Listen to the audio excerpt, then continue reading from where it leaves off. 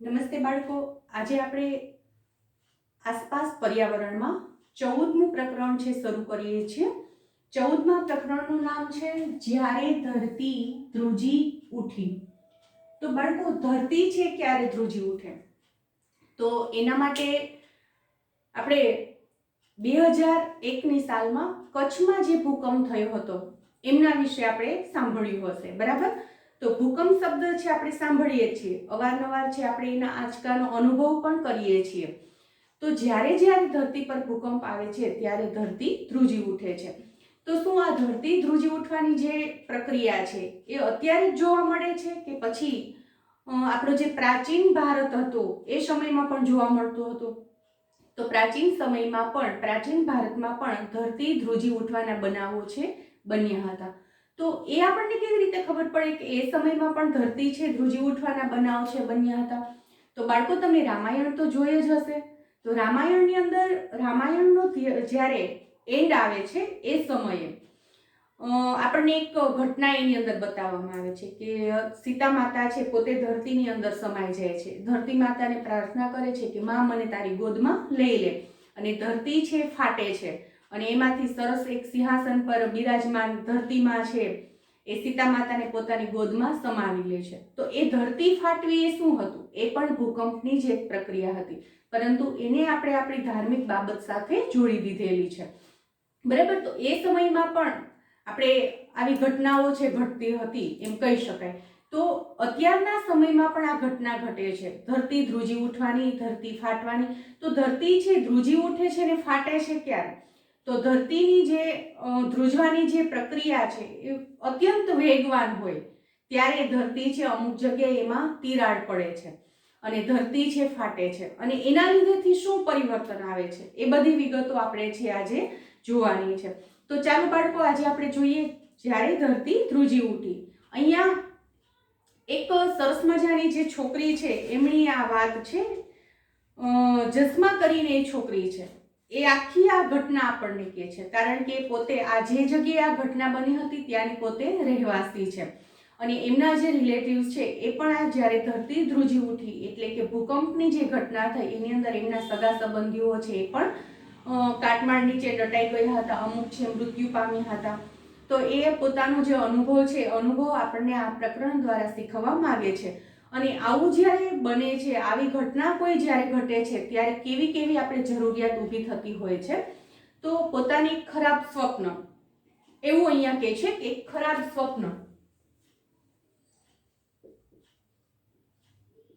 તો સ્વપ્ન એટલે શું? તો એના વિશે આપણે ફક્ત એટલું જ કહીએ કે આપણે ઊંઘતા હોઈએ અને નિંદ્રા અવસ્થામાં આપણને કોઈ ઘટના ઘટેલી જોવા મળે તો આપણે એને સ્વપ્ન કહીએ છીએ, પણ અહીંયા ખરાબ સ્વપ્નનો મતલબ એવો થતો નથી। અહીંયા આ જસ્મા નામની જે છોકરી છે એના જીવનમાં જે ઘટના બની છે એ ઘટનાને એક ખરાબ સ્વપ્ન ગણી અને એ ઘટનાને ભૂલી અને નવેસરથી પોતાનું જીવન છે પોતે વ્યતીત કરે છે, બરાબર। તો હંમેશા માટે જ્યારે જ્યારે એક વસ્તુ આપણને શીખવા મળે કે દરેક વ્યક્તિના જીવનમાં કોઈને કોઈ આકસ્મિક ઘટનાઓ છે બનતી જ હોય છે। તો જ્યારે એવી કોઈ ઘટનાઓ ઘટે છે ત્યારે એ ઘટનાઓમાંથી આપણને કંઈક ને કંઈક શીખવા મળતું હોય છે, બરાબર। તો એમાંથી શિક્ષા છે પ્રાપ્ત કરી અને જીવનને આપણે આગળ વધારવાનું હોય છે, બરાબર। અને જેથી કરીને આપણે આપણી પ્રગતિના દ્વાર છે ખોલી શકીએ છીએ। તો અહીંયા આપણે જોઈએ ધરતી ધ્રુજી ઉઠવાની જે ઘટના છે એ ઘટનાને, બરાબર। તો એ ઘટનાને જોતા પહેલા આપણે જોઈએ કે આ જે ઘટના બને છે એને શું કહી શકાય? ધરતી ધ્રુજી ઉઠવાની જે ઘટના છે એને આપણે કહેવું હોય તો શું કહી શકાય? તો એના માટે આપણે આપત્તિ શબ્દ છે વાપરી શકીએ। આપત્તિ, અને આપત્તિ સમયે જે આપણે વ્યવસ્થા કરીએ છીએ એને કહેવાય છે વ્યવસ્થાપન। વ્યવસ્થાપન। તો આ જે આપત્તિ છે એ આપત્તિના પ્રકાર કેટલા હોય છે, બરાબર। તો આપત્તિ આ જે છે, અથવા તો એને આફત પણ કહી શકાય, એના બે પ્રકાર પડે છે। એક છે કુદરતી આપત્તિ અને બીજી જે આપત્તિ આવે છે એ છે માનવ સર્જિત આપત્તિ। આપત્તિ માટે આપણે એક બીજો શબ્દ પણ વાપરી શકીએ, દુર્ઘટના. આપત્તિ એટલે કે કોઈ દુર્ઘટના ઘટવી, એટલે કે જ્યારે કોઈ દુર્ઘટના ઘટે છે ત્યારે મનુષ્યનું જીવન છે ખોરવાઈ જાય છે, બરાબર, કે મુશ્કેલીમાં મુકાઈ જાય છે. અને આવી વિકટ પરિસ્થિતિ સર્જનાર જે દુર્ઘટના છે એ દુર્ઘટનાને આપણે આપત્તિ કહીએ છીએ, બરાબર, કે મનુષ્યનું જે રેગ્યુલર જીવન છે એની અંદર આપણને અડચણ જોવા મળે છે, તો આવી ઘટનાને આપણે દુર્ઘટના અથવા તો આપત્તિ કહીએ છીએ. તો કુદરતી જે આપત્તિ છે એની અંદર શું આવે? તો કુદરતી આપત્તિની અંદર પૂર, વાવાઝોડું, ભૂકંપ, દુષ્કાળ, પછી જ્વાળામુખી પ્રસ્ફોટન,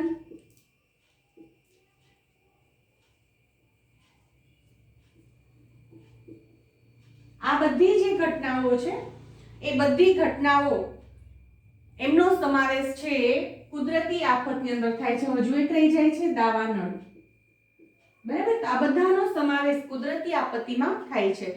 જ્યારે માનવ સર્જિત આપત્તિ છે એની અંદર શું આવે છે? તો માનવ સર્જિત આપત્તિ એટલે કેવી આપત્તિ? તો આપણે અહીંયા જોયું કે કુદરતી આપત્તિ, તો જે કુદરતે સર્જન કર્યું છે એવી જે આફત છે એને આપણે કુદરતી આપત્તિ કહીએ છીએ, કે જેની અંદર મનુષ્યનો કોઈ હાથ નથી, મનુષ્ય એને રોકી પણ શકતી નથી ને મનુષ્ય એ કરી પણ નથી શકતી. તો એવી જે આફત છે એ છે કુદરતી આફત અથવા તો કુદરતી આપત્તિ, બરાબર, કે એક ઈશ્વરની જે રચના છે એના લીધેથી એ થતું હોય છે. પછી માનવ સર્જિત આપત્તિ, તો કે જેનું સર્જન મનુષ્ય દ્વારા થતું હોય એવી જે આપત્તિ છે એ માનવ સર્જિત આપત્તિ છે, જેમાં મનુષ્ય ઈચ્છે તો એ રોકી પણ શકે છે, બરાબર, અને મનુષ્યના લીધેથી તાંડવ પણ સર્જાતું હોય છે. તો એવી જે આપત્તિ છે એની અંદર આવશે યુદ્ધ અને હુલ્લડ, યુદ્ધ, હુલ્લડ, રમખાણ વગેરે બાબતનો સમાવેશ થાય છે, બરાબર, અથવા તો આગ લાગવી કોઈ જગ્યાએ. જો અહીંયા દાવાનળ અને આગ લાગવી એ બંનેમાં તફાવત છે, એ આપણે ટોપિક સમજીશું ત્યારે જોઈ લેશું બંનેમાં શું તફાવત છે, બરાબર. તો આપત્તિના આપણે બે પ્રકાર પાડી શકીએ છીએ, કુદરતી આપત્તિ અને માનવ સર્જિત આપત્તિ. એના પણ પેટા પ્રકાર છે આપણે જોયા. હવે અહીંયા જે ધરતી ધ્રુજી ઉઠી એ પાઠ છે, એ ધરતી ધ્રુજી ઉઠવાની પ્રક્રિયા એટલે થાય છે ભૂકંપ, બરાબર. તો આ જે ભૂકંપની જે પ્રક્રિયા છે એ આપણો મુખ્ય ઉદ્દેશ્ય છે આ પાઠને સમજવા માટે. તો સૌપ્રથમ આપણે આ બધી બાબતને જોતા પહેલા આપણે જોઈશું ભૂકંપ એટલે શું, બરાબર, અને ત્યાંથી આપણે આપણા પાઠની શરૂઆત કરીશું.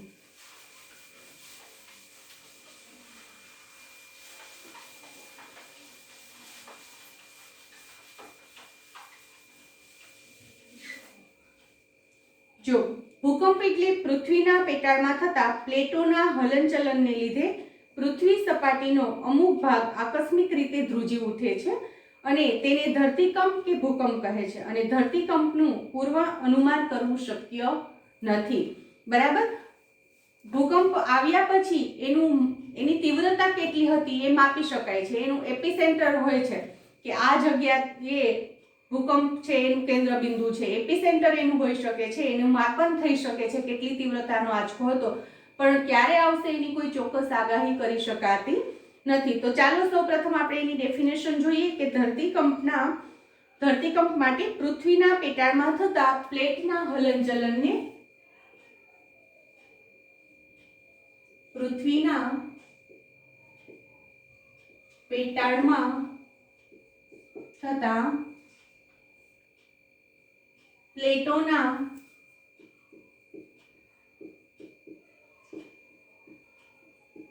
હલનચલનને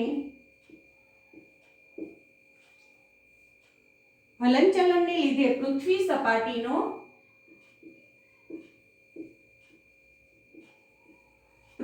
સપાટીનો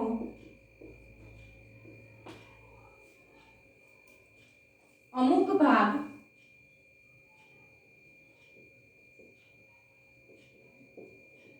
આકસ્મિક રીતે ધ્રુજી ઉઠે છે. પૃથ્વી સપાટીનો અમુક ભાગ આકસ્મિક રીતે ધ્રુજી ઉઠે છે અને તેને ધરતીકંપ અથવા તો ભૂકંપ કહે છે. તેને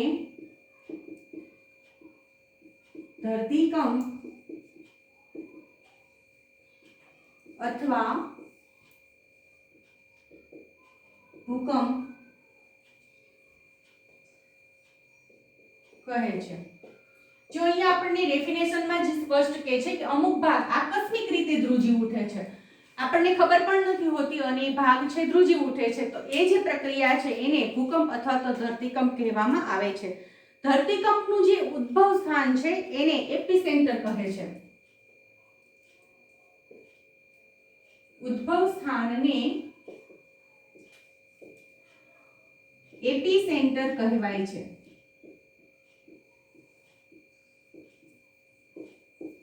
એપિસેન્ટર મતલબ કે કેન્દ્ર બિંદુ.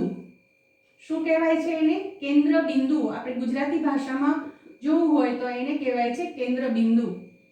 બરાબર?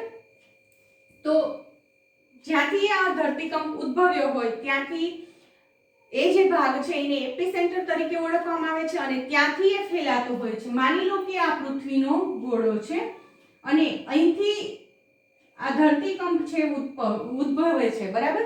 તો આ જે એનો ભાગ છે એને કહીશું આપણે એપિસેન્ટર. પછી ત્યાંથી એ છે ફેલાતો હોય છે. બરાબર? તો આ જે ફેલાવાનો ભાગ છે એને આપણે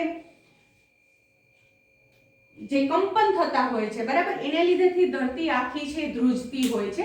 તો આ જે બધા એના કંપન છે, કંપનને માપવા માટેનું જે સાધન હોય છે એ સાધનને રિક્ટર સ્કેલ કહેવાય છે. Richter scale. બરાબર? તો ભૂકંપ માપક યંત્રને રિક્ટર સ્કેલ તરીકે ઓળખવામાં આવે છે. ભૂકંપ માપક યંત્રને રિક્ટર સ્કેલ તરીકે ઓળખવામાં આવે છે. બરાબર? કેન્દ્ર બિંદુ એને એપિસેન્ટર કહેવાય છે. પછી કેટલી તીવ્રતાનો આંચકો આવ્યો છે માપવા માટેનું જે સાધન છે એને રિક્ટર સ્કેલ તરીકે ઓળખવામાં આવે છે. બરાબર? ધરતીકંપની તીવ્રતાનું જે મૂલ્ય છે રિક્ટર સ્કેલમાં મપાય છે. વિનાશક હોય તેવા ધરતીકંપની રિક્ટર સ્કેલ પર તીવ્રતા 7 થી વધારે હોય છે. ભુજ અને કાશ્મીર બંનેના ધરતીકંપની તીવ્રતા 7.5 થી વધારે હતી. અહીંયા આપણે ગુજરાત રાજ્યની અંદર આવો આટલી તીવ્રતા વાળો આંચકો છે કઈ જગ્યાએ આવ્યો હતો અને કયા સમયે આવ્યો હતો, અને એ જે આખી વાત છે એ અહીંયા જસ્મા નામની છોકરી આપણને પાઠ્યપુસ્તક દ્વારા સમજાવવા માંગે છે. બરાબર? તો અત્યારે અહીંયા સુધી આપણે જોઈ લીધું કે ઉદ્ભવ સ્થાનને એપિસેન્ટર કહેવાય છે, ભૂકંપ માપક યંત્રને રિક્ટર સ્કેલ કહેવાય છે. પૃથ્વીના પેટાળમાં થતા પ્લેટના હલનચલનને લીધે પૃથ્વી સપાટીનો અમુક ભાગ આકસ્મિક રીતે ધ્રુજી ઉઠે છે, તેને આપણે ધરતીકંપ અથવા તો ભૂકંપ કહીએ છીએ. બરાબર? આટલું ક્લિયર થઈ ગયું. હવે આપણે આગળ જોઈએ.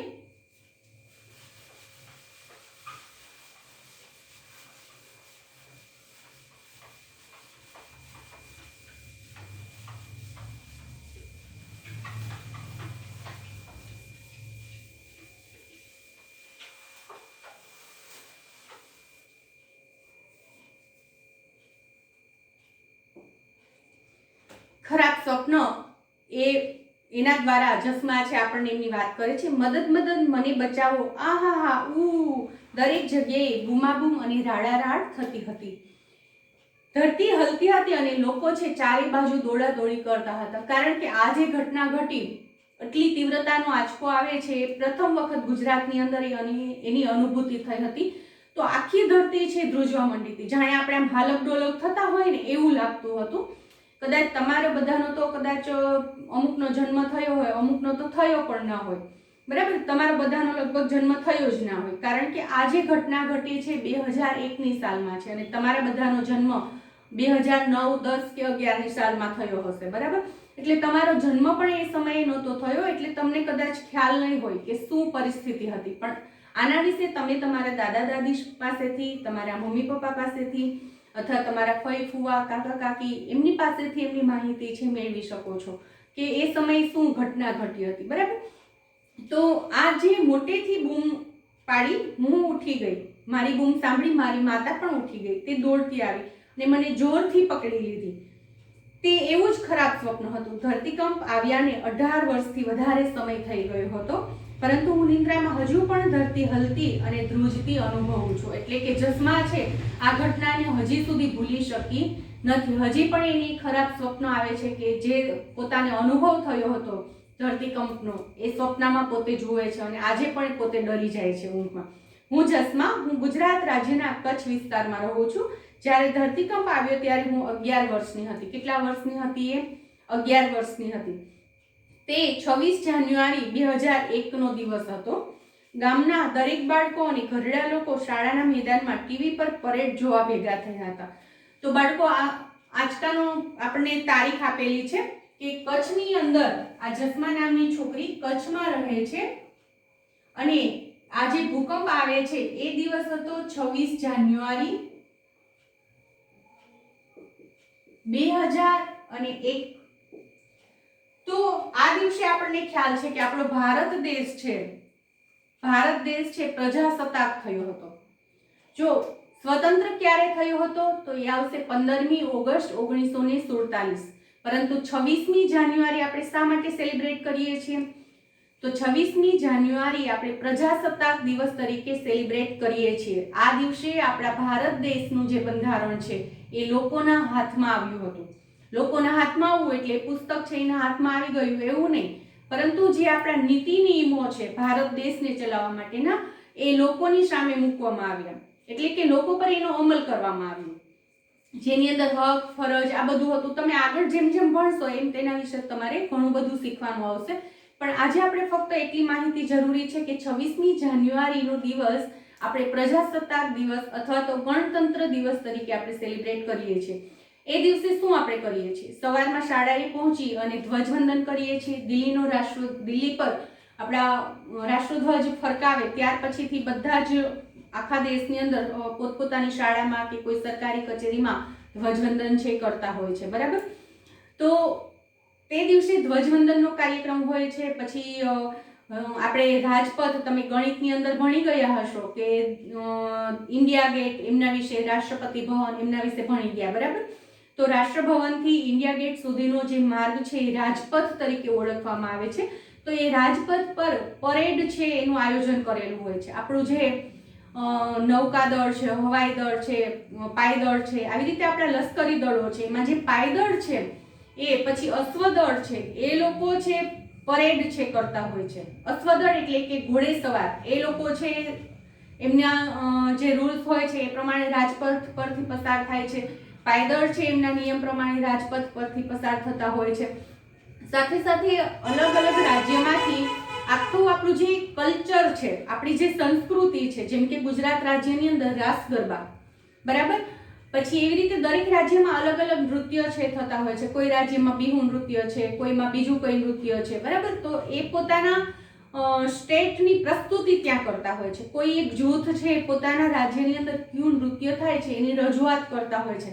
એટલે રાજપથ પર પોતાનું જે નૃત્ય છે એ કરતા કરતા એ લોકો છે ઇન્ડિયા ગેટ સુધી આવતા હોય છે. તો આ જે પરેડ છે એ જોવા માટે બધા ટીવી પાસે એકત્રિત થઈ ગયા હતા, કારણ કે ટીવી પરથી લાઈવ પ્રસારણ છે એ દિવસે જોવા મળતું હોય છે, બરાબર. એટલે કે બધા લોકો છે, બાળકો શાળાના મેદાનમાં એકઠા થયા હતા આ પરેડ જોવા માટે. અચાનક મેદાન છે હલવા માંડે છે, બરાબર. અચાનક જ છે આમ ધ્રુજવા માંડે છે. બધાને એમ થયું કે આપણે કાં હલીએ, કારણ કે આ પહેલો અનુભવ હતો બધાનો. એટલે બધાને આશ્ચર્ય થયું કે કેમ આપણે હલવા માંડ્યા. થોડોક સમય સુધી તો કોઈ નક્કી જ ના કરી શક્યું કે આ ધરતીકંપ છે. પછી ધીમે ધીમે બધાને ખબર પડવા માંડી કે આ ધરતીકંપ છે, કારણ કે એની તીવ્રતા છે ધીમે ધીમે વધતી ગઈ, બરાબર. અને અહીં તહીં દોડવા લાગી. કોઈને ખબર ન હતી કે શું થઈ રહ્યું હતું અને શું કરવું. બધે જ ગભરામણ હતી, બરાબર. તો અહીંયા આપણે જે વાત કરીએ છીએ કે 26મી જાન્યુઆરીએ અને બધા લોકો છે પરેડ જોવા માટે શાળાના મેદાનમાં એકત્રિત થયા હતા. તો ભૂકંપ આવ્યો છે એનો સમય કયો હશે? કારણ કે પરેડ કે ધ્વજવંદન છે એ રાત્રિના સમયે તો કરવાનું ના હોય. ક્યારે કરવાનું હોય? 26મી જાન્યુઆરીએ સવારના 7:30 વાગ્યાથી 8 વાગ્યાની અરસામાં થતું હોય છે. 7:30 પછીનો સમય હોય છે, બરાબર. તો સવારના લગભગ આંચકો આવ્યાનો જે સમય હશે એ 8 થી 8:30 ની વચ્ચેનો સમય હશે. 8 થી 8:30 ની વચ્ચેનો સમય હશે. કારણ કે શરૂઆત વહેલી થઈ ગઈ પણ ધીમે ધીમે એના કંપન છે જેમ જેમ ફેલાતા ગયા તેમ અલગ અલગ વિસ્તારમાં તેનો અનુભવ છે થતો ગયો. અહીંયા જૂનાગઢમાં આપણને પણ એનો અનુભવ થયો હતો, બરાબર. એટલે એવું નહોતું કે ફક્ત ગુજરાતમાં કચ્છ વિસ્તારની અંદર જ ધરતીકંપ છે એની અનુભૂતિ થઈ હતી. આખા ગુજરાતમાં હતી પણ કચ્છ વિસ્તારની અંદર એની તીવ્રતા છે વધારે હતી અને ગીર વિસ્તારમાં, કચ્છ પછી આવે છે ગીર વિસ્તાર, બરાબર. બાકી બધા વિસ્તારમાં એની વધતા ઓછા અંશે અનુભૂતિ તો થઈ જ હતી, એટલે કે એની તીવ્રતા વધતી ઓછી હતી.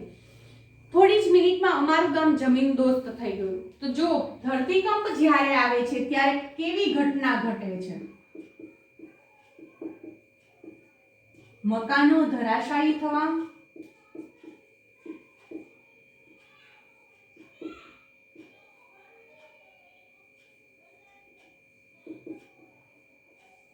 મકાનો ધરાશાયી થવા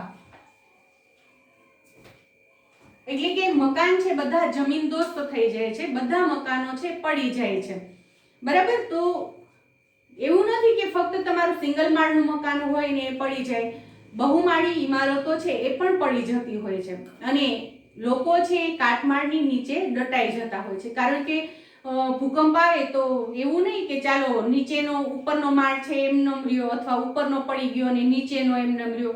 આખે આખું છે જમીનદોસ્ત થઈ જતું હોય છે અને ઉપરથી છે બિલ્ડિંગ છે નીચે સુધી પડતી આવે તો એના કાટમાળ નીચે ઘણા બધા લોકો છે દટાઈ જતા હોય છે અને એ બિલ્ડિંગની અંદર ઘણા બધા લોકો રહેતા પણ હોય છે, બરાબર. તો એ બધા છે ગમે એટલી દોડાદોડી કરે છતાં પણ ફટાફટ છે નીચે ઉતરી શકતા હોતા નથી. પરિણામે જાનમાલની નુકસાની છે થતી હોય છે અને ઘરવખરી જે બધી હોય છે એ પણ જમીનદોસ્ત થઈ જતી હોય છે, બરાબર. બધાના જમીનદોસ્ત થઈ ગયું. પડી ગયેલા ઘરના પથ્થર, કાદવ અને લાકડા નીચે અમારી બધી વસ્તુઓ જેવી કે કપડાં, ઘડા, અનાજ, ખોરાક વગેરે દટાઈ ગયા. તો આ લોકોને બીજી કઈ મુશ્કેલી થઈ? કપડા લત્તાની. કપડા આપણે એના માટે શોર્ટમાં લખીએ ખોરાક, પોશાક, રહેઠાણ. ખોરાક, પોશાક અને રહેઠાણ, જેની અંદર બધી વસ્તુ આવી જાય. જો ઘરની અંદર છે આપણે અનાજ આ તે બધું ભર્યું હોય એ પણ કાટમાળ નીચે દટાઈ ગયું એટલે ખોરાકની તંગી છે સર્જાઈ. પોશાક, કપડા લત્તા એ પણ કાટમાળની નીચે દટાઈ ગયું હોય એટલે પોશાક વગરના થઈ ગયા અને ઘર છે જમીનદોસ્ત થઈ ગયું એટલે રહેઠાણ વગરના પણ થઈ ગયા. તો આ સમયે શું કરવું, બરાબર? એ સમયે દરેક વ્યક્તિ બે બાબત વિશે વિચારતી હતી કે જે લોકો દટાયા હતા તેમને બચાવવા અને ઘવાયેલા લોકોની સારવાર કરવી. તો એના માટે શું કરી શકાય? તો એના માટે અન્ય વિસ્તારમાંથી લોકો છે એમને મદદ માટે આવી શકે છે. ગામના દવાખાનાને પણ નુકસાન થયું હતું. એ ગામમાં નાનું દવાખાનું હશે તો એમને પણ નુકસાન થયું હતું. ઘણા લોકો ગંભીર રીતે ઈજાગ્રસ્ત હતા. ડોક્ટરે ગામ લોકોની મદદથી ઘવાયેલા લોકોને સારવાર આપી. પછી ધીમે ધીમે શું થયું? તો સૈનિકોની ટુકડીઓને બોલાવવામાં આવી. સૈનિકોની ટુકડીઓ, કારણ કે આ જે જવાનો હોય છે ને આ બધી બાબત આવી કોઈ આફત કે એવું કંઈ આવતું હોય તો એમાંથી કેવી રીતે બચાવ કરવો એના માટેની ટ્રેનિંગ લીધેલી હોય છે. તો આ સૈનિકોની ટુકડી છે એમને પણ બોલાવવામાં આવે છે. ઘણા લોકોએ હેલિકોપ્ટર દ્વારા મદદ પૂરી પાડી, ઘણાએ ફૂડ પેકેટ્સ આપ્યા. તો અસંખ્ય મદદ તો મળી રહી પણ લોકો છે માનસિક રીતે પણ ભાંગી ગયા હતા. એમનો જમીન, એમના મકાન છે, કપડા છે એ બધું તો કાટમાળમાં દટાઈ ગયું હતું પણ માનસિક રીતે પણ એ લોકો ભાંગી ગયા હતા કે આપણે આપણી પ્રોપર્ટી છે ફરી પાછી કેવી રીતે ઊભી કરીશું, બરાબર. આપણને ઘરની અંદર કોઈ વસ્તુ ખરીદી કરવી હોય તો પણ આપણે વિચારતા હોય ચાલો આ મહિને નહીં, આ મહિને થોડીક હાથભીડ છે તો બીજા મહિને આપણે કરીશું. તો અહીંયા તો એ લોકોનું આખે આખું ઘર, મકાન, ઘર વખરી બધું જમીનદોસ્ત થઈ ગયું હતું એટલે માનસિક રીતે પણ એ લોકો બધા ભાંગી ગયા હતા. તો એ લોકોને કેવી રીતે એમાંથી આપણે પ્રોત્સાહન આપી અને ફરી પાછા ઊભા કરવા એનો પણ પ્રશ્ન હતો એ સમયે. અમારા ગામના 6 લોકો મરી ગયા. જસમા કહે છે કે અમારા ગામના 6 લોકો મરી ગયા. મારા નાનાજી પણ પડી ગયેલા ઘર નીચે દબાઈ ગયા હતા અને એમના મમ્મી છે ખૂબ રડતા હતા. તેમને જોઈને હું પણ રડતી હતી અને આખું ગામ દુઃખી અને વ્યાકુળ હતું. મોટા બાપુ જે અમારા ગામના સરપંચ છે તેમના ઘરને વધારે નુકસાન થયું ન હતું. તેમને તેમની વખારમાંથી બધા માટે ચોખા અને ઘઉં આપ્યા. ઘણા દિવસો સુધી ગામની મહિલાઓએ મોટા બાપુના ઘેર ભેગા મળી અને રસોઈ કરી અને બધાને જમાડ્યા. બરાબર. તો ત્યારે શું થયું, જે લોકોના ઘરને નુકસાની નહોતી થઈ તો એ લોકોએ પોતાના જે અનાજ હોય આ તે એ લોકો માટે ખુલ્લા મૂક્યા હતા. જેમનું ઘર સાજું હોય ત્યાં બધા છે ગામના લોકો એકત્રિત મળી અને સાથે રસોઈ બનાવીને સાથે સમૂહ ભોજન લેતા હતા. બરાબર. તો આ સમયે એક બીજી પણ મુશ્કેલી હતી કે 26મી જાન્યુઆરીનો દિવસ એટલે જાન્યુઆરી મહિનામાં આપણે ઠંડી પડતી હોય છે. બરાબર. એટલે સમય કયો હતો? ઠંડીનો સમય હતો અને એમાં પણ લોકોને પોશાક અને રહેઠાણ બંનેની તંગી. બરાબર. આપણે શિયાળામાં ગરમ કપડાં પહેરતા હોય તો અહીંયા તો આ બધાનું કાટમાળ નીચે દટાઈ ગયું હતું. તો એમણે ઠંડીથી બચવા માટે શું કર્યું? તો આપણી જે સરકાર છે એ સરકારે ટેન્ટ બનાવ્યા હતા, તંબુ બનાવ્યા હતા. શેના તંબુ હતા? એ પ્લાસ્ટિકમાંથી તૈયાર થયેલા હતા. તો એટલી કડકડતી ઠંડી હતી અને કચ્છ એટલે કે રણ પ્રદેશ, તો ત્યાં તો અહીંયા કરતાં વધારે ઠંડી પડે છે. અત્યારે આપણે જુનાગઢમાં ઠંડી હોય એમ કરતાં ત્યાં વધારે ઠંડી હોય છે. બરાબર. તો એ કડકડતી ઠંડીમાં આ જે પ્લાસ્ટિકના તંબુ છે રક્ષણ આપી શકતા નહોતા. તો એ પણ એમનો પ્રશ્ન હતો અને એના લીધેથી લોકો રાત્રે પણ ઊંઘી શકતા ન હતા અને દરેક સમયે એમને ચિંતા રહેતી હતી કે ફરીથી ધરતીકંપ આવી જશે તો આપણે શું કરવું. બરાબર. તો અહીંયા આપણે આજના લેક્ચરની અંદર શું જોયું તો કે ધરતીકંપની વ્યાખ્યા, આફતોના પ્રકાર કયા કયા છે એમના વિશે માહિતી મેળવી. પછી ભૂકંપનું જે કેન્દ્ર બિંદુ હોય છે એને શું કહેવાય છે તો કે એપિસેન્ટર કહેવાય છે. પછી ભૂકંપને માપવા માટેનું જે સાધન છે એમને શું કહેવાય છે તો એમને રિક્ટર સ્કેલ કહેવાય છે. તો આ બધી માહિતી છે આજના લેક્ચરમાં આપણે પ્રાપ્ત કરી. તો આજે આપણે આ લેક્ચરમાં અહીંયા સુધી રાખીશું અને નેક્સ્ટ લેક્ચરમાં આપણે ધરતીકંપની ઘટના જ્યારે ઘટે છે ત્યારે બીજી કેવી કેવી મુશ્કેલીઓનો અનુભવ થાય છે એમના વિશે વાત કરીશું. Thank you.